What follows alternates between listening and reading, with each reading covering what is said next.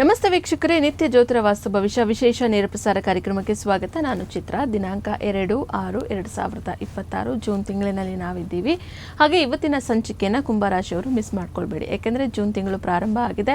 ಹಾಗೆ ಜೂನ್ ತಿಂಗಳ ಭವಿಷ್ಯವಾಣಿ ನಿಮ್ಮ ರಾಶಿಗೆ ಸಂಬಂಧಪಟ್ಟಂತೆ ಏನೇನು ಹೇಳುತ್ತೆ ಈ ಎಲ್ಲ ವಿಚಾರಗಳನ್ನ ತಿಳಿಯೋಣ. ಹಾಗೆ ದಿನದ ಒಂದು ರಾಶಿ ಭವಿಷ್ಯವನ್ನು ಸಹ ನೋಡ್ತಾ ಹೋಗೋಣ. ಮೊದಲನೇದಾಗಿ ಗುರುಜಿಗಳನ್ನ ಕಾರ್ಯಕ್ರಮಕ್ಕೆ ಸ್ವಾಗತಿಸ್ತಾ ಇದ್ದೀನಿ. ಖ್ಯಾತ ಜ್ಯೋತಿಷಿಗಳು, ಖ್ಯಾತ ಸಂಖ್ಯಾಶಾಸ್ತ್ರಜ್ಞರು ಮತ್ತು ಪಂಚಭೂತ ವಾಸ್ತು ತಜ್ಞರಾದ ಶ್ರೀ ಮಂಜುನಾಥ್ ಗುರುಜಿಗಳು. ಗುರುಜಿ ನಮಸ್ತೆ, ಕಾರ್ಯಕ್ರಮಕ್ಕೆ ಸ್ವಾಗತ. ಆದಿತ್ಯಾಯ ಚ ಸೋಮಾಯ ಮಂಗಳಾಯ ಬುಧಾಯ ಚ ಗುರು ಶುಕ್ರ ಶನಿರ್ವಾಹ ರಾಹುವೇ ಕೇತುವೇ ನಮಃ. ಗುರುಜಿ, ಇವತ್ತಿನ ಸಂಚಿಕೆಯಲ್ಲಿ ಕುಂಭರಾಶಿಯವರಿಗೆ ಮೊಟ್ಟ ಮೊದಲನೇದಾಗಿ ನವಗ್ರಹಗಳ ಗೋಚರ ಯಾವ ರೀತಿಯಾಗಿ ಆಗ್ತಾ ಇದೆ, ಅದರ ಒಂದು ಆಧಾರದ ಮೇಲೆ ರಾಶಿಫಲ ಜೂನ್ ತಿಂಗಳಿನಲ್ಲಿ ಏನಿದೆ ಮತ್ತು ಯಾವೆಲ್ಲ ಆಚರಣೆಗಳು ಜರುಗ್ತಾ ಇದೆ ನೋಡಿ. ತುಂಬ ವಿಶೇಷವಾಗಿ ಕುಂಭರಾಶಿಯವರಿಗೆ ದೊಡ್ಡ ಗ್ರಹಗಳ ಗೋಚಾರದಲ್ಲಿ ಗುರು ಭಗವಾನರ ಗೋಚಾರ ಆಗ್ತಿದೆ. ಪಂಚಮ ಸ್ಥಾನದಿಂದ 6ನೇ ಮನೆಗೆ ಸ್ವಲ್ಪ ಗುರುಬಲ ಕುಗ್ತಾ ಇದೆ, ಆದರೂ ಪರವಾಗಿಲ್ಲ. ರಾಶಾಧಿಪತಿ ಪ್ರಬಲವಾಗಿ ಗುರು ಮನೆಯಲ್ಲೇ ಇರೋದ್ರಿಂದ ಅಷ್ಟೊಂದು ಎಫೆಕ್ಟ್ಸ್ ಇರಲ್ಲ. ಸೊ ಪ್ರತಿಯೊಂದು ಇನ್ನು ಶನೇಶ್ವರ ಗ್ರಹರು ಕೂಡ ಗೋಚಾರದಲ್ಲಿ ದ್ವಿತೀಯ ಭಾವದಲ್ಲಿ ಯಥೇಚ್ಛವಾಗಿ ಕೊನೆಯ ಮೇ ತಿಂಗಳಲ್ಲಿ ಏನಿತ್ತೋ ಅದೇ ರೀತಿಯಾಗಿ ಜೂನ್ ತಿಂಗಳಲ್ಲಿ ಮುಂದುವರಿತಾ ಇದೆ. ಧನಸ್ಥಾನದಲ್ಲಿ ರಾಶಾಧಿಪತಿ ತುಂಬ ಒಳ್ಳೆಯ ಒಂದು ಗೋಚಾರ ಫಲ ಅಂತ ಹೇಳ್ತೀವಿ. ಮತ್ತು ದ್ವಿತೀಯ ಮತ್ತು ಇಲ್ಲಿ ತುಂಬ ವಿಶೇಷವಾಗಿ ಯೋಗಕಾರಕ ಶುಕ್ರ ಗ್ರಹರು ಅಂತ ಹೇಳ್ತೀವಿ. ಇಲ್ಲಿ ಪಂಚಮ ಮತ್ತು ದಶಮಾಧಿಪತಿಯಾದ ಶುಕ್ರ ಗ್ರಹರು ಜೂನ್ 8ನೇ ತಾರೀಕು ತುಂಬ ವಿಶೇಷವಾಗಿ ಇಲ್ಲಿ 6ನೇ ಮನೆಯಲ್ಲಿ ಗುರು ಒಟ್ಟಿಗೆ ಗೋಚಾರ ಆಗ್ತಾ ಇರುವಂಥದ್ದು, ಷಷ್ಠಭಾವದಲ್ಲಿ ಗೋಚಾರ ಆಗ್ತಾರೆ. ಮತ್ತು ಇಲ್ಲಿ ಸಪ್ತಮಾಧಿಪತಿಯಾದ ಒಂದು ಸೂರ್ಯ ಗ್ರಹರು, ಸೂರ್ಯ ಭಗವಾನರು ಗೋಚಾರದಲ್ಲಿ 15ನೇ ತಾರೀಕು ನಂತರ ಇಲ್ಲಿ ಪ್ರಮುಖವಾಗಿ ಪಂಚಮ ಸ್ಥಾನದಲ್ಲಿ ಏನಿದ್ರು ಅಲ್ಲಿಂದ 6ನೇ ಮನೆಗೆ ಬರುವಂಥದ್ದು ಜರುಗ್ತಾ ಇದೆ. 20ನೇ ತಾರೀಕು ನಂತರ ಇಲ್ಲಿ ತೃತೀಯಾಧಿಪತಿ ಮತ್ತು ದಶಮಾಧಿಪತಿಯಾದ ಮಂಗಳ ಗ್ರಹರು ಕೂಡ ಈಗ ಪ್ರಸ್ತುತವಾಗಿ ತೃತೀಯ ಭಾವದಲ್ಲೇ ಇದ್ದು ಅಲ್ಲಿಂದ ಪಂಚಮ ಭಾವಕ್ಕೆ ತೃತೀಯದಿಂದ ಚತುರ್ಥ ಭಾವಕ್ಕೆ ಗೋಚರ ಆಗ್ತಿದ್ದಾರೆ. ಮತ್ತು ಇನ್ನು ವಿಶೇಷವಾಗಿ ಬುಧ ಗ್ರಹ ಇಲ್ಲಿ ಪಂಚಮಾಧಿಪತಿ ಮತ್ತು ಅಷ್ಟಮಾಧಿಪತಿಯಾದ ಬುಧ ಗ್ರಹರು 22ನೇ ತಾರೀಕಿನಂದು ಷಷ್ಠ ಭಾವಕ್ಕೆ ಗೋಚರವಾಗ್ತಿದ್ದಾರೆ. ಈ ರೀತಿ ನವಗ್ರಹಗಳಲ್ಲಿ ಕುಂಭರಾಶಿಯವರಿಗೆ ವಿಶೇಷವಾಗಿ ಗುರು ಮಂಗಳ ಶುಕ್ರ ಬುಧ ಗೋಚಾರದಲ್ಲಿ ಸೂರ್ಯನ ಜೊತೆಗೆ ಗೋಚಾರ ಆಗ್ತಿರುತ್ತೆ, ಚಂದ್ರ ಕೂಡ ಗೋಚಾರ ಆಗ್ತಾರೆ. ಅದ್ರ ಜೊತೆಯಲ್ಲಿ ಉಳಿದಂತೆ ಯಥಾವತ್ತಾಗಿ ರಾಶಾಧಿಪತಿಯಾದ ಶನೇಶ್ವರರು, ರಾಹುಕೇತುವಿನ ಗ್ರಹ ಗೋಚಾರ ಈ ಕಳೆದ ಮೇ ತಿಂಗಳಲ್ಲಿ ಏನಿತ್ತೋ ಅದೇ ರೀತಿಯಾಗಿ ಮುಂದುವರಿತಾ ಇದೆ. ಮತ್ತು ಆಚರಣೆ ಭಾಗವಾಗಿ ವಿಶೇಷವಾಗಿ 15ನೇ ತಾರೀಕಿನಂದು ಅಧಿಕ ಜ್ಯೇಷ್ಠ ಅಮಾವಾಸ್ಯೆ ಜರುಗ್ತಾ ಇರುವಂಥದ್ದು. ಆ ದಿನ ವಿಶೇಷವಾಗಿ ಅಮಾವಾಸ್ಯೆಗೆ ಸಂಬಂಧಪಟ್ಟಂಥ ಪೂಜಾ ಕೈಂಕರ್ಯಗಳನ್ನು ನೆರವೇರಿಸುವಂಥದ್ದು ತುಂಬ ಒಳ್ಳೆಯದಾಗುತ್ತೆ. ಮತ್ತು ನವಂಬರ್ ಈ ಒಂದು ವಿಶೇಷವಾಗಿರುವಂಥ ನಮ್ಮ ಋಷಿಮುನಿಗಳಾದ ಪತಂಜಲಿ ಋಷಿಮುನಿಗಳು ಜೂನ್ 21ನೇ ತಾರೀಕು ವಿಶ್ವದಾದ್ಯಂತ ಪ್ರಚಲಿತವಾಗಿರುವಂಥ ವಿಶ್ವ ಯೋಗ ದಿನ ಜರುಗ್ತಿದೆ. ಆ ದಿನದಂದು ವಿಶೇಷವಾಗಿ ಯೋಗಾಸನಗಳನ್ನು ಮಾಡುವಂಥದ್ದು, ಸೂರ್ಯ ನಮಸ್ಕಾರಗಳನ್ನು ಮಾಡುವುದರಿಂದ ನವಗ್ರಹಗಳ ಅನುಗ್ರಹಕ್ಕೆ ಪ್ರಾಪ್ತಿಯಾಗ್ತಾರೆ ಕುಂಭರಾಶಿಯವರು. ಇದು ತುಂಬ ವಿಶೇಷ. ಇನ್ನು 27ನೇ ತಾರೀಕು ರಾಶಾಧಿಪತಿಯಾದ ಶನೇಶ್ವರ ಗ್ರಹದ ಪ್ರದೋಷ ರಥ ಜರುಗ್ತಾ ಇರುವಂಥದ್ದು ಜೂನ್ 27ನೇ ತಾರೀಕು. ಆ ದಿನದಂದು ಶಿವನಿಗೆ ವಿಶೇಷವಾದ ಇನ್ನೇನು ಈ ಅಧಿಕ ಮಾಸದಲ್ಲಿ ಶಿವನ ಆರಾಧನೆ ಚೆನ್ನಾಗಿ ಜರುಗ್ತಾ ಇರುತ್ತೆ. ಶಿವನಿಗೆ ವಿಶೇಷವಾದ ಆರಾಧನೆ ಮಾಡುವಂಥದ್ದು, ಬಿಲ್ವಪತ್ರೆ ಅಭಿಷೇಕ ಮಾಡಿಸ್ಕೊಳ್ಳುವಂಥದ್ದು, ಶನಿ ಪ್ರದೋಷ ದಿನದಂದು ನಂದಿಗೆ ಅಭಿಷೇಕ ಮಾಡಿಸ್ಕೊಂಡು ಶಿವನನ್ನು ನೋಡುವಂಥದ್ದು ಅಥವಾ ಶನೇಶ್ವರನ ದರ್ಶನ ಮಾಡಿಕೊಳ್ಳುವಂಥದ್ದು ಜೂನ್ 27ನೇ ತಾರೀಕು ವಿಶೇಷವಾಗಿ ಜರುಗ್ತಾ ಇದೆ. ಈ ರೀತಿ ಒಂದು ನವಗ್ರಹಗಳ ಗೋಚಾರ ಪ್ರಭಾವ ಆಚರಣೆಗಳು ಒಂದು ಜೂನ್ ತಿಂಗಳಲ್ಲಿ ಕುಂಭರಾಶಿಯವರಿಗೆ ಸಂಬಂಧಪಟ್ಟ ಹಾಗೆ ಜರುಗ್ತಾ ಇದೆ. ಗುರುಜಿ, ಇನ್ನು ನವಗ್ರಹಗಳ ಗೋಚರದ ಪ್ರಭಾವ ವಿಸ್ತೃತವಾಗಿ ನೋಡ್ತಾ ಹೋಗೋದಾದ್ರೆ ಕುಂಭರಾಶಿಯವರಿಗೆ ಇದು ಯಾವ ರೀತಿಯಾದಂತಹ ಪ್ರಭಾವವನ್ನ ಬೀರ್ತಾ ಇದೆ, ಪರಿಣಾಮವನ್ನ ಬೀರ್ತಾ ಇದೆ? ನೋಡಿ, ಮೊದಲೇದಾಗಿ ಗುರು ಷಷ್ಠ ಭಾವದಲ್ಲಿ ಗೋಚಾರವಾಗ್ತಿದ್ದಾರೆ. ಅಲ್ಲಿಂದ ಏನಾಗುತ್ತೆ ಅಂದರೆ ಷಷ್ಠ ಭಾವ ರೋಗ ರಿಪು ಋಣು ಶತ್ರು. ಇಷ್ಟು ದಿನ ಕುಂಭರಾಶಿಯವರಿಗೆ ಗೋಚಾರ ಫಲದಲ್ಲಿ ಸ್ವಲ್ಪ ಗುರುಬಲ ಇತ್ತು, ಅದು ಸ್ವಲ್ಪ ತಗ್ಗುತ್ತೆ. ಸೊ ಇದರಿಂದ ಸ್ವಲ್ಪ ಹುಷಾರಾಗಿರಬೇಕು. ಆರೋಗ್ಯದ ಬಗ್ಗೆ ಆಗಿರ್ಬೋದು, ಒಂದು ಯಾವುದೇ ಒಂದು ಶತ್ರು ಭಯದ ವಿಚಾರದಲ್ಲಿ ಆಗಿರ್ಬೋದು. ಯಾಕಂದರೆ ಗುರು ಭಗವಾನರು ದ್ವಿತೀಯಾಧಿಪತಿ ಆಗಿರೋದ್ರಿಂದ ಷಷ್ಠ ಭಾವಕ್ಕೆ ಬಂದಾಗ ಸ್ವಲ್ಪ ಲೋನ್ಸ್ ಆಗುವಂಥದ್ದು, ಫ್ಯಾಮಿಲಿ ವಿಚಾರವಾಗಿ ವ್ಯಾಜ್ಯಗಳು ಹೆಚ್ಚಾಗುವಂಥದ್ದು ಮತ್ತು ಹಿತಶತ್ರುಗಳಿಂದ ಗೊತ್ತಿರಲಾರ್ದಂಗೆ ಹಿತಶತ್ರುಗಳಿಂದ ಸಮಸ್ಯೆ ಕುಂಭರಾಶಿಯವರು ಜೂನ್ ತಿಂಗಳಲ್ಲಿ ಎದುರಿಸುವಂಥದ್ದು. ಸ್ವಲ್ಪ ಎಚ್ಚರಿಕೆಯಿಂದ ಇರಬೇಕು. ಯಾವುದೇ ಒಂದು ಖರ್ಚು ಅದನ್ನು ಕರೆಕ್ಟಾಗಿ ಲೆಕ್ಕ ಹಾಕಿ ಮಾಡಿದ್ರೆ ಯಾವುದೇ ರೀತಿ ಇದಾಗಲ್ಲ. ಇಲ್ಲಾಂದರೆ ಸ್ವಲ್ಪ ಲೋನ್ಸ್ ಆಗಿ ಕನ್ವರ್ಟ್ ಆಗುವಂಥದ್ದು ನೋಡ್ತಾ ಇದ್ದೀವಿ. ಮತ್ತು ಯೋಗಕಾರಕನಾದ ಶುಕ್ರ ಭಗವಾನರು ಕೂಡ ಗೋಚಾರದಲ್ಲಿ ತುಂಬ ಒಳ್ಳೆಯ ಇದರಲ್ಲಿ ಗೋಚಾರ ಆಗ್ತಿರೋದ್ರಿಂದ ವಾಹನಕ್ಕೆ ಕಾರಕ ಶುಕ್ರ ಅಂತ ಹೇಳ್ತೀವಿ. ಒಂದು ಒಳ್ಳೆಯ ವಾಹನ ತಗೊಳ್ಳುವಂಥದ್ದು, ಒಳ್ಳೆ ಮನೆ ತಗೊಳ್ಳುವಂಥದ್ದು, ಒಳ್ಳೆ ನಿದ್ದೆ ಮಾಡುವಂಥದ್ದು. ಈವನ್ ನಿದ್ದೆ ಇಸ್ ಆಲ್ಸೋ ಕಂಫರ್ಟ್ ಅಲ್ವಾ. ಸೊ ಆ ವಿಚಾರದಲ್ಲಿ ತುಂಬ ಒಂದು ಒಳ್ಳೆಯ ಶುಕ್ರನ ಗೋಚಾರ ಫಲವಾಗಿ ಒಂದು ಕುಂಭರಾಶಿಯವರಿಗೆ ಜೂನ್ ತಿಂಗಳಲ್ಲಿ ಇರುವಂಥದ್ದು. ಮತ್ತು ಇಲ್ಲಿ ತುಂಬ ವಿಶೇಷ ಸಪ್ತಮ ಅಧಿಪತಿ ಅಂದರೆ ಕೇಂದ್ರ ಭಾವದ ಅಧಿಪತಿಯಾದ ರವಿಗ್ರಹರು ಪ್ರಸ್ತುತವಾಗಿ ಗೋಚಾರದಲ್ಲಿ ಚತುರ್ಥ ಭಾವದಲ್ಲಿದ್ದು ಅಲ್ಲಿಂದ ಪಂಚಮ ಭಾವಕ್ಕೆ ಬರುವಂಥದ್ದು. ಇಲ್ಲಿ ತುಂಬ ಒಳ್ಳೆಯ ಅನುಕೂಲ ಆಗುತ್ತೆ. ಮಕ್ಕಳ ಸಂತಾನದಿಂದ ಒಂದು ಒಳ್ಳೆಯ ಖುಷಿ ವಿಚಾರ, ಎಲ್ಲಿಲ್ಲದ ಒಂದು ಧೈರ್ಯ, ಅಭಿವೃದ್ಧಿ ಶಕ್ತಿ ಕಾಣುವಂಥದ್ದು ಒಳ್ಳೆಯ ದಿನಗಳು ಒಂದು ಕುಂಭರಾಶಿಯವರಿಗೆ ಈ ಒಂದು ಜೂನ್ ತಿಂಗಳಲ್ಲಿ ಜರುಗ್ತಾ ಇದೆ. ಮತ್ತು ತೃತೀಯ ದಶಮಾಧಿಪತಿಯಾದ ಮಂಗಳ ಗ್ರಹರು ಕೂಡ ಇಲ್ಲೇನಾಗುತ್ತೆ, ತೃತೀಯ ಭಾವದಿಂದ ಚತುರ್ಥ ಭಾವಕ್ಕೆ ಹೋಗ್ತಾರೆ, ಸುಖ ಭಾವಕ್ಕೆ ಹೋಗ್ತಾರೆ. ಸುಖ ಭಾವ ಅಂತಂದರೆ ಮಾತೃಭಾವ, ಸುಖ ಭಾವ ಅಂದರೆ ಕುಟುಂಬ, ಧನ, ಧಾನ್ಯ, ಸಂಪತ್ತು ಇದರಲ್ಲಿ ವೃದ್ಧಿ ಆಗುವಂಥದ್ದು. ಈ ಒಂದು ಮಂಗಳ ಗ್ರಹ ಬಂದು ಭೂಮಿ ಪುತ್ರ, ಒಂದು ಫ್ಲ್ಯಾಟ್ ಖರೀದಿ, ಒಂದು ವ್ಯವಸಾಯಕ್ಕೆ ಭೂಮಿ ಖರೀದಿ ಅಥವಾ ಒಂದು ಪ್ಲಾಟ್ ಖರೀದಿ ಮಾಡುವಂಥವರಿಗೆ ಚತುರ್ಥ ಭಾವದ ಮಂಗಳ ತುಂಬ ಒಂದು ಶುಭ ವಿಚಾರದಲ್ಲಿ ತರುವಂಥದ್ದು. ಅದರಲ್ಲೂ ಮಂಗಳ ಅಂದರೆ ವಿಶೇಷವಾಗಿ ಭೂಮಿಗೆ ಸಂಬಂಧಪಟ್ಟಂಥ ರಿಯಲ್ ಎಸ್ಟೇಟ್ ವ್ಯವಹಾರಗಳು, ಡೀಲಿಂಗ್ಸ್ಗಳು ತುಂಬ ಚೆನ್ನಾಗಾಗುತ್ತೆ ಒಂದು ಕುಂಭರಾಶಿಯವರಿಗೆ ಅಂತ ಹೇಳ್ತೀವಿ. ಮತ್ತು ಇಲ್ಲಿ ಬುಧನ ಗೋಚಾರ, ಬುಧ ಏನಾಗುತ್ತೆ ಅಂದರೆ ಪಂಚಮ ಮತ್ತು ಅಷ್ಟಮಾಧಿಪತಿ ಆದರೂ ಕೂಡ ಒಂದು ಒಳ್ಳೆಯ ಗೋಚಾರ 6ನೇ ಮೇಲೆ ಆಗ್ತಿರುವಂಥದ್ದು, ನೆಮ್ಮದಿ, ನಿರಾಳ, ತೃಪ್ತಿ ಸಿಗುವಂಥದ್ದು ಇರುತ್ತೆ. ಮತ್ತು ವಿಶೇಷವಾಗಿ ಕುಂಭರಾಶಿಯವರಿಗೆ ಈ ಒಂದು ಶಕ್ತಿ ಅಲ್ಲಿದಲ್ಲೇ ಶಕ್ತಿ ಕುಗ್ತಾ ಇದೆ, ಗುರುಬಲ ಕೂಡ ಇಲ್ಲ. ಸೊ ಅದರಿಂದ ಏನಾಗುತ್ತೆ ಅಂದರೆ ಯೋಗಕಾರಕನಾದ ಶುಕ್ರಬಲ ಇರೋದ್ರಿಂದ ಎಲ್ಲನೂ ಸರಿ ಹೋಗುತ್ತೆ, ಯಾವುದೇ ರೀತಿ ಸಮಸ್ಯೆ ಇಲ್ಲ. ಈ ರೀತಿ ಒಂದು ರಾಹು ಕೇತು ಕೂಡ ಒಂದು ಒಳ್ಳೆಯ ಅನುಕೂಲತೆಗಳನ್ನು ಕೂಡ ಕೊಡ್ತಾ ಇದೆ. ಹೆಚ್ಚಾಗಿ ಏನಾಗುತ್ತೆ, ರಾಶಿಯಲ್ಲೇ ರಾಹು ಇರುವಂಥದ್ದು ಒಂದು ಒಳ್ಳೆಯ AI ಟೆಕ್ನಾಲಜಿ, ಡಿಜಿಟಲೈಸೇಷನ್ಗೆ ತುಂಬ ಒಳ್ಳೆಯದು. ಸಪ್ತಮ ಕೇತು ಕೂಡ ಮ್ಯಾರೇಜ್ ವಿಚಾರದಲ್ಲಿ ಹೆಚ್ಚಿನ ಅನುಕೂಲತೆ ಕೊಡುತ್ತೆ. ಈ ರೀತಿ ಒಂದು ವಿಸ್ತೃತವಾಗಿ ನವಗ್ರಹಗಳ ಒಂದು ಕುಂಭರಾಶಿಯವರಿಗೆ ಫಲ ನೀಡ್ತಾ ಇರಲಿ. ಗುರುಜಿ, ರಾಷ್ಟ್ರಾಧಿಪತಿ ಗೋಚರ ಯಾವ ಸ್ಥಿತಿಯಲ್ಲಿ ಆಗ್ತಾ ಇದೆ, ಎಷ್ಟೆಲ್ಲ ಅನುಕೂಲತೆಗಳನ್ನು ಯಾವ ರೀತಿಯಾಗಿ ಕುಂಭರಾಶಿಯವರು ಪಡೆದುಕೊಳ್ತಾ ಇದ್ದಾರೆ ಇದೇ ಜೂನ್ ತಿಂಗಳಿನಲ್ಲಿ?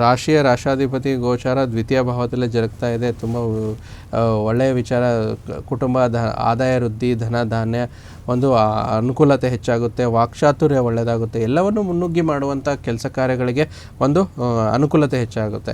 ಇನ್ನು ಈ ಕುಂಭರಾಶಿಯವರಿಗೆ ತುಂಬ ಸಾಮಾನ್ಯವಾಗಿ ನೋಡೋದಾದರೆ ಅಪಾರ ಪ್ರೀತಿ ವಿಶ್ವಾಸ ಈ ಮಾಸದಲ್ಲಿ ನೀವು ಹೊಂದಿರ್ತೀರಾ.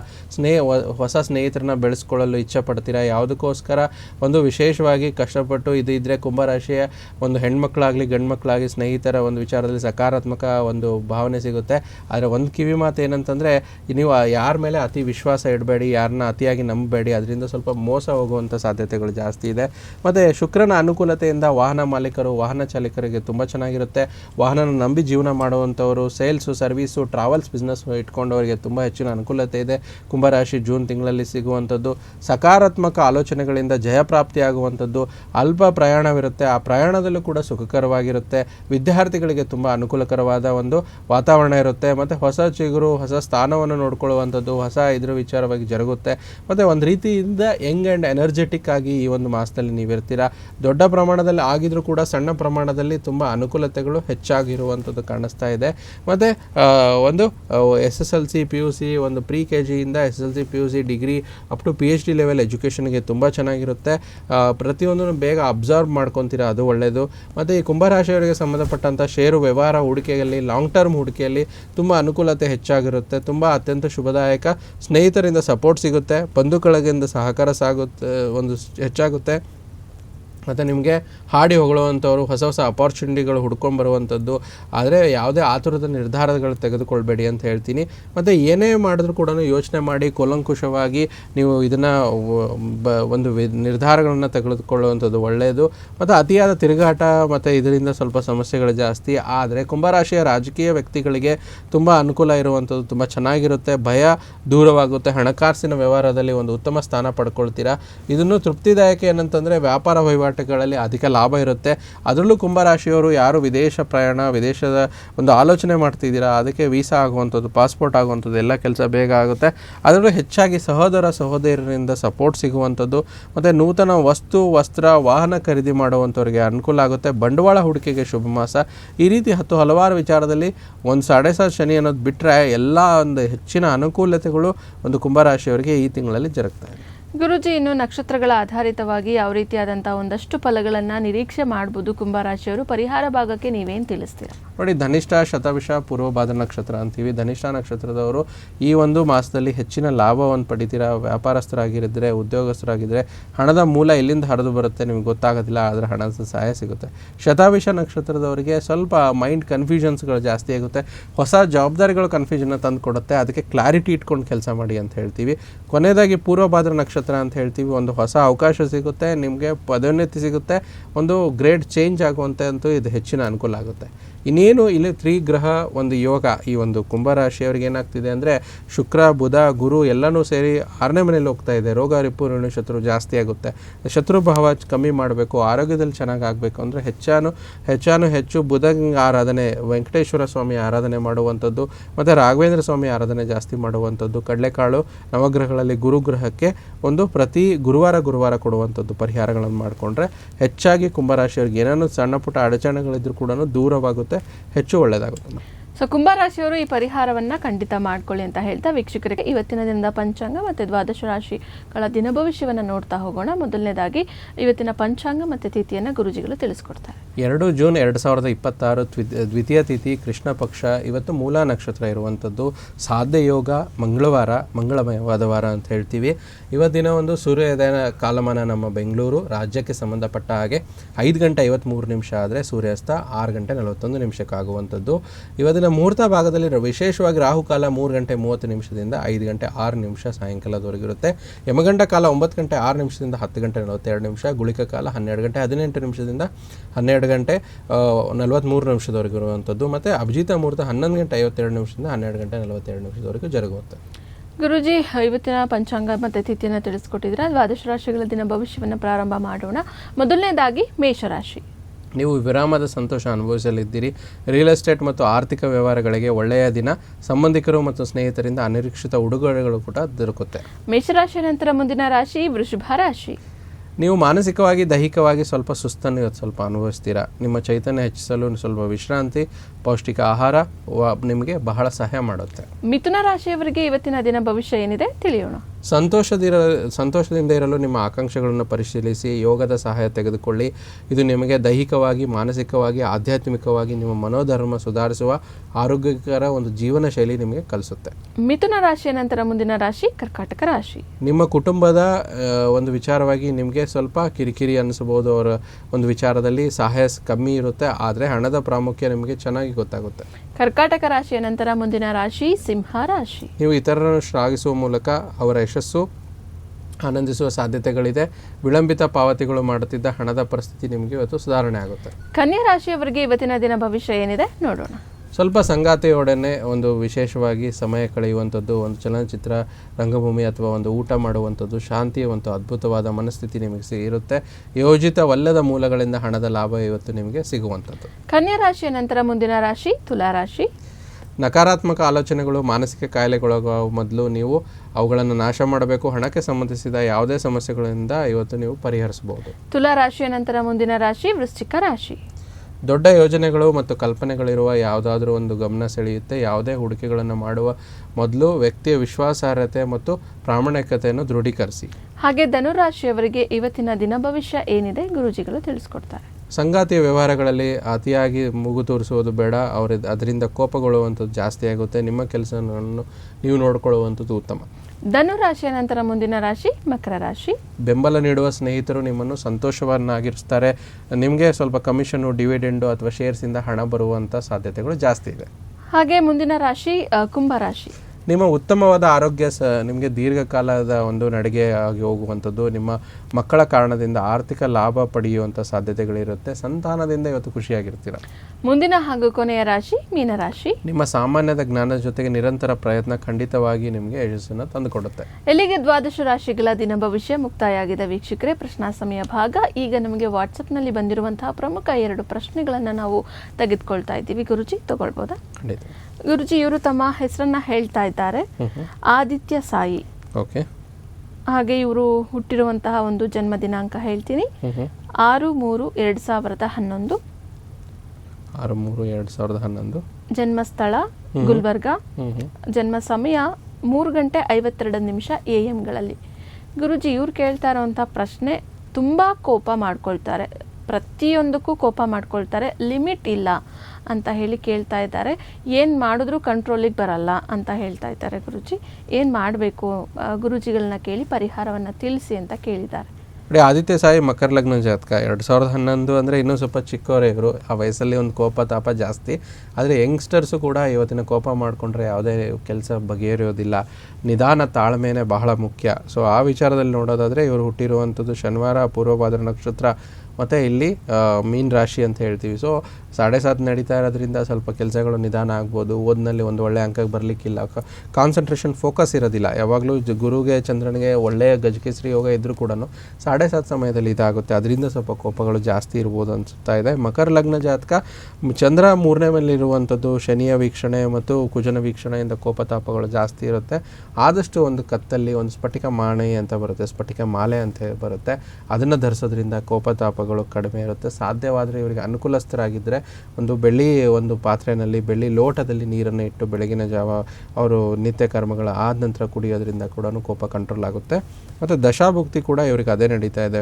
ಶನಿ ಮಹಾದಶ, ಕುಜ ಅಂತರದಶ ನಡೀತಾ ಇದೆ. ಸೆಪ್ಟೆಂಬರ್ವರೆಗೂ ಇದೇ ಇದೆ. ಸೆಪ್ಟೆಂಬರ್ ನಂತರ ಮುಂದೆ ಬರುವಂಥದ್ದು ರಾಹು ಅಂತರದಶದಲ್ಲಿ ಕೋಪ ತಗ್ಗುತ್ತೆ. ಅಲ್ಲಿವರೆಗೂ ಈ 2 ಪರಿಹಾರಗಳನ್ನು ಮಾಡಿಕೊಂಡ್ರೆ ಖಂಡಿತ ಇವರಿಗೆ ಕಂಟ್ರೋಲ್ ಆಗುತ್ತೆ. ಮತ್ತೊಂದು ಪ್ರಶ್ನೆ ಇದೆ ಗುರುಜಿ, ತಗೊಳ್ಳೋಣ. ಇವರ ಹೆಸರು ಜ್ಯೋತಿ. ಜನ್ಮ ದಿನಾಂಕ 15/2/1980. ಜನ್ಮ ಸಮಯ 4:50 PM ಹಾಗೆ ಜನ್ಮ ಸ್ಥಳ ಹರಿಹರ. ಗುರುಜಿ ಇವ್ರು ಕೇಳ್ತಾ ಇರೋ ಪ್ರಶ್ನೆ, ಮದುವೆ ಆಗಿಲ್ಲ ನನಗೆ, ಇಷ್ಟು ವರ್ಷಗಳಾದ್ರೂ ಮದುವೆ ಯೋಗ ಅನ್ನೋದು ಕೂಡಿ ಬಂದಿಲ್ಲ, ಏನು ಮಾಡಬೇಕು ಗುರುಜಿ? ಮುಂದಿನ ದಿನಗಳಲ್ಲಿ ನನಗೆ ಮದುವೆ ಆಗುವಂತಹ ಯೋಗ ಇದೆಯಾ ಇಲ್ವಾ ಕೇಳ್ತಾ ಇದ್ದಾರೆ. ಖಂಡಿತ ಒಳ್ಳೆಯ ಪ್ರಶ್ನೆ. ಇಷ್ಟು ವರ್ಷ ಆದರೂ ಅವ್ರು ಮದುವೆ ಆಗೋ ಆಸೆ ಇಟ್ಕೊಂಡಿದ್ದಾರಲ್ಲ, ಅದು ಯಾಕಂದರೆ ಜೀವನದಲ್ಲಿ ಹತಾಶೆ ಅಂತ ಬಂದಾಗ ತುಂಬ ಡೆಸ್ಪರೇಟ್ ಆಗಿಬಿಡ್ತಾರೆ. ಹತಾಶೆಗೊಳ್ಬಾರ್ದು. ಭಗವಂತ ಸೃಷ್ಟಿ ಮಾಡಿದಾಗ ಎಲ್ಲರಿಗೂ ಕರುಣಿಸಿರ್ತಾರೆ. ಆದರೆ ಆ ಸಮಯ ಅನುಸಾರವಾಗಿ ಸಮಯ ಬರೆಯೋವರೆಗೂ ಕಾಯಬೇಕು. ತುಂಬ ಸಮಯ ಆಯಿತು ನಮಗೆ ಸಿಕ್ಕಿಲ್ಲ ಅಂದರೂ ಆ ಭಗವಂತನ ಪ್ರೇರಣೆ ಏನಿದೆ ಅಂತ ಹೇಳಿ ತಾಳ್ಮೆಯಿಂದ ಜ್ಯೋತಿಷ್ಯ ಕೇಳ್ತೀರಾ, ಅದು ಇವರು ಗ್ರೇಟ್ ವಿಚಾರ. ಸೊ ಇವರು ಜಾತಕ ಕಳಿಸಿದಾರಲ್ವ, ಇವರು ಹುಟ್ಟಿರುವಂಥದ್ದು ಶುಕ್ರವಾರ, ಶ್ರವಣ ನಕ್ಷತ್ರ, ಮಕರ ರಾಶಿ ಅಂತ ಹೇಳ್ತೀವಿ. ನೋಡಿ ಕರ್ಕಾಟಕ ಲಗ್ನ, ಸಪ್ತಮ ಸ್ಥಾನದಲ್ಲಿ ಶನೇಶ್ವರ ಗ್ರಹ. ನೋಡಿ ಯಾವಾಗಲೂ ಶನೇಶ್ವರ ಗ್ರಹ ಸಪ್ತಮ ಸ್ಥಾನಕ್ಕೆ ಬಂದಾಗ ಯೂಶ್ವಲಿ 36-38 ವರ್ಷ ಡಿಲೇ ಆಗೇ ಆಗುತ್ತೆ. ಅದಕ್ಕೆ ಶನಿಗೆ ಸಂಬಂಧಪಟ್ಟಂಥ ತಿಲಾ ಶಾಂತಿ ಹೋಮ ಮತ್ತು ಶನಿಗೆ ಶಾಂತಿ ಏನು ಮಾಡಿಸ್ತೀವೋ ಅದಷ್ಟು ಬೇಗ ಒಳ್ಳೆಯದಾಗುತ್ತೆ. ಸೊ ಆದಷ್ಟು ಇವರಿಗೆ ಪಂಚಮದಲ್ಲಿ ಶುಕ್ರ ಇರೋದ್ರಿಂದ ಏನಾಗುತ್ತೆ, ಚೂಸಿನೆಸ್ಸಿಂದ ಕೂಡ ಮದುವೆ ಮುಂದಕ್ಕೆ ಹೋಗಿರುತ್ತೆ. ಅಂದರೆ ಯಾವುದೇ ಒಂದು ಹುಡುಗ ಅಥವಾ ಒಂದು ವರ ಬಂದಾಗ ಹಂಗೆ ಇರಬೇಕು ಹಿಂಗೆ ಇರಬೇಕು. ಅದಕ್ಕೆ ನಾವು ಹೇಳ್ತೀವಿ, ಯಾರಿಗೆ ಶುಕ್ರ ಬಲವಾಗಿರ್ತಾರೆ ಡೋಂಟ್ ಬಿ ಚೂಸಿ ಅಂತ ಹೇಳ್ತೀವಿ. ಅಂದರೆ ಯಾರು ಗುರು ಹಿರಿಯರು ಹೇಳ್ತಾರೋ ಅವರ ಒಂದು ಮಾತಿಗೆ ಮನ್ನಣೆ ಕೊಟ್ಟರೆ ನಿಧಾನ ಆಗೋದಿಲ್ಲ. ಅದರಿಂದ ಸ್ವಲ್ಪ ನಿಧಾನ ಆಗಿದೆ. ಈಗ ಆಗಿರೋ ವಿಚಾರಕ್ಕೆ ಸರಿಪಡಿಸ್ಬೇಕಂದ್ರೆ ಶನಿ ಮಹಾದಶ, ಶನಿ ಭುಕ್ತಿ ನಡೀತಿದೆ. ಶನಿಗೆ ಸಂಬಂಧಪಟ್ಟಂಥ ತಿಲಾಶಾಂತಿ ಮಾಡಿಸ್ಕೊಳ್ಳುವಂಥದ್ದು. ಆದಷ್ಟು ಯಾವುದೇ ಒಂದು ಪ್ರೊಫೈಲ್ಸ್ ಆ ಥರ ಬಂದರೆ ಶನಿವಾರದೊತ್ತು, ಭಾನುವಾರದೊತ್ತು, ಶನಿವಾರ ಜಾಸ್ತಿ ನೋಡಿ ಅದರ ಮಾತುಕತೆ ಯಾವುದೇ ಒಂದು ವಿಚಾರದಲ್ಲಿ ಸ್ಯಾಟರ್ಡೇ ಮಾಡಿಕೊಂಡ್ರೆ ತುಂಬ ಅನುಕೂಲ ಆಗುತ್ತೆ. ಬರುವಂಥ ಇದರಲ್ಲಿ ಶನಿನಲ್ಲಿ ಬುಧ ಅಂತರ್ದಶ ಬಂದು ಜನವರಿ 2027 ನಂತರ ಖಂಡಿತ ಒಳ್ಳೆಯದಾಗುತ್ತೆ. ಅಲ್ಲಿವರೆಗೂ ತಾಳ್ಮೆ ಇರಲಿ. ಚಿಕ್ಕ ಪುಟ್ಟ ಪರಿಹಾರಗಳನ್ನು ಮಾಡಿಕೊಂಡ್ರೆ ಇವರಿಗೆ ಖಂಡಿತ ಒಳ್ಳೆಯದಾಗುತ್ತೆ. ಸೊ ಇವತ್ತು ನಮಗೆ ಪ್ರಶ್ನೆಯನ್ನು ಕಳುಹಿಸಿದ್ದಂತಹ ಆದಿತ್ಯ ಸಾಯಿ ಮತ್ತು ಜ್ಯೋತಿ ಅವರಿಗೆ ಧನ್ಯವಾದಗಳು. ವೀಕ್ಷಕರೇ, ಇದೇ ರೀತಿ ನೀವು ಸಹ ಸ್ಕ್ರೀನ್ ಮೇಲೆ ಡಿಸ್ಪ್ಲೇ ಆಗ್ತಾ ಇರುವಂತಹ ನಂಬರ್ಗೆ ವಾಟ್ಸಪ್ ಮಾಡಬಹುದು. ಅದು ಗುರುಜಿಗಳ ನಂಬರ್ ಆಗಿರುತ್ತೆ. ಮತ್ತು ನೇರವಾಗಿ ನೀವು ಸಮಸ್ಯೆಗೆ ಪರಿಹಾರವನ್ನು ತಿಳ್ಕೊಳ್ಬೋದು ಅಂತ ಹೇಳ್ತಾ ಇವತ್ತಿನ ಸಂಚಿಕೆಯನ್ನು ಮುಗಿಸ್ತಾ ಇದ್ದೀವಿ. ಇಷ್ಟೊತ್ತು ಕೂಡ ಗುರೂಜಿಗಳು ನಮ್ಮ ಜೊತೆ ಇದ್ದು ಅನೇಕ ಮಾಹಿತಿಯನ್ನು ತಿಳಿಸ್ಕೊಟ್ಟಿದ್ದಾರೆ. ಅದರಲ್ಲೂ ಕುಂಭರಾಶಿಯವರಿಗೆ ಪರಿಹಾರ ಭಾಗವಾಗಿ ಖಂಡಿತ ಮಾಡಿಕೊಳ್ಳಿ ಅದನ್ನು ಅಂತ ಹೇಳ್ತಾ ಗುರೂಜಿ ಧನ್ಯವಾದಗಳು. ಇಷ್ಟೊತ್ತು ನಮ್ಮ ಜೊತೆಲಿದ್ದು ನಮ್ಮ ವೀಕ್ಷಕರಿಗೆ ಅನೇಕ ಮಾಹಿತಿಯನ್ನು ತಿಳಿಸ್ಕೊಟ್ಟಿದ್ದೀರಾ. ಸರ್ವೇ ಜನೋ ಸುಖಿನೋ ಭವಂತು, ಸಮಸ್ತ ಸನ್ಮಂಗಳಾನಿ ಭವಂತು. ವೀಕ್ಷಕರೇ, ಇವತ್ತಿನ ಈ ಸಂಚಿಕೆಯನ್ನು ಇಲ್ಲಿಗೆ ಮುಗಿಸ್ತಾ ಮತ್ತೊಂದು ಸಂಚಿಕೆಯಲ್ಲಿ ಸಿಗೋಣ. ನೋಡ್ತಾ ಇರಿ ಪ್ರಗತಿ ಟಿವಿ, ಇದು ನಿಮ್ಮಿಂದ ನಿಮಗಾಗಿ.